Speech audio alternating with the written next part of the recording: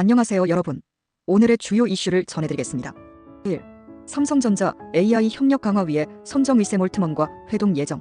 삼성전자가 인공지능 AI 분야에서의 협력을 강화하기 위해 손정의 소프트뱅크 회장과 샘 올트먼 오픈 AI CEO와의 회동을 예정하고 있습니다.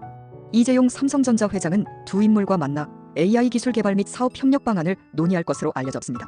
이번 회동은 삼성전자가 AI 분야에서의 경쟁력을 강화하고 글로벌 AI 생태계에서의 입지를 더욱 공고히 하기 위한 전략의 일환으로 해석됩니다. 특히 오픈 AI와의 협력을 통해 챗GPT와 같은 혁신적인 AI 기술을 삼성의 제품과 서비스에 통합하는 방안이 논의될 것으로 예상됩니다.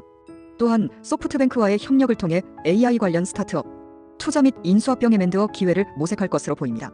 삼성전자는 이번 회동을 통해 AI 분야에서의 글로벌 리더십을 강화하고 미래 성장 동력을 확보하기 위한 노력을 지속할 것으로 기대됩니다. 윤 대통령 탄핵 심판 5차 변론 진행. 오늘 오후 2시부터 헌법재판소에서 윤석열 대통령의 탄핵 심판 5차 변론이 진행되었습니다. 이번 변론에서는 이진우 전 수도방위 사령관이 증인으로 출석하여 증언을 했습니다. 이 전 사령관은 계엄령 선포와 관련된 지시 여부에 대한 질문에 대해 선택적 묵비권을 행사하며 답변을 거부하였습니다.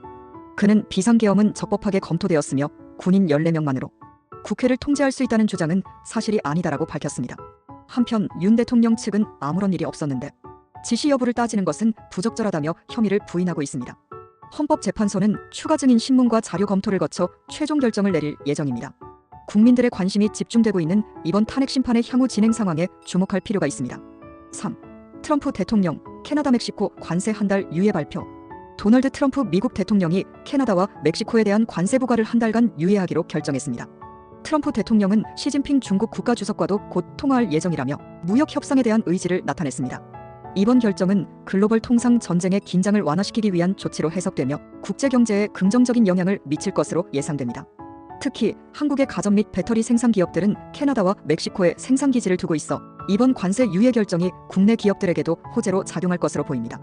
그러나 트럼프 대통령의 관세 정책이 여전히 불확실성을 내포하고 있어 기업들은 향후 정책 변화를 주시하며 대응 전략을 마련해야 할 것입니다. 4. 뉴욕 증시 관세 유예 소식에 낙폭 줄이며 마감.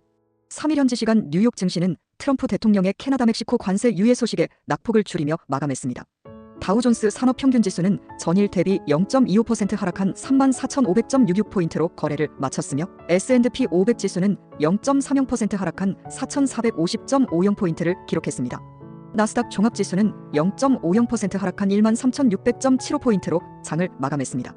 투자자들은 관세 유예 결정으로 무역 긴장이 완화될 것으로 기대하며 매도세를 일부 거두었으나 여전히 글로벌 경제에 불확실성이 남아있어 신중한 태도를 유지하고 있습니다. 특히 기술주와 제조업 종목에서의 하락세가 두드러졌습니다. 전문가들은 관세 유예 결정이 시장에 긍정적인 영향을 미쳤지만 향후 무역 협상의 진행 상황에 따라 변동성이 지속될 수 있다고 분석하고 있습니다. 5. 한파주의보 발령. 서울 등 중부지방 영하 12도 이하로 떨어져. 기상청은 오늘 서울을 포함한 중부지방에 한파주의보를 발령했습니다. 이번 한파는 주말까지 이어질 것으로 예상되며 아침 기온이 영하 12도 이하로 떨어질 것으로 보입니다. 특히 호남 지역에는 대설특보가 내려져 모레까지 최대 25cm의 폭설이 예상됩니다. 시민들은 외출 시 보온에 신경 쓰시고 눈으로 인한 교통 혼잡에 대비하시기 바랍니다. 또한 수도관 동파 및 농작물 피해 등 한파로 인한 피해를 최소화하기 위해 각별한 주의가 필요합니다. 기상청은 이번 한파는 북서쪽에서 내려오는 찬 공기의 영향으로 발생한 것으로 당분간 추위가 지속될 것으로 예상된다고 밝혔습니다. 따라서 건강관리와 시설물 점검에 만전을 기하시기 바랍니다. 이상으로 오늘의 주요 이슈를 전해드렸습니다. 구독과 좋아요, 알림 설정 잊지 마시고요. 다음 시간에 또 뵙겠습니다. 감사합니다.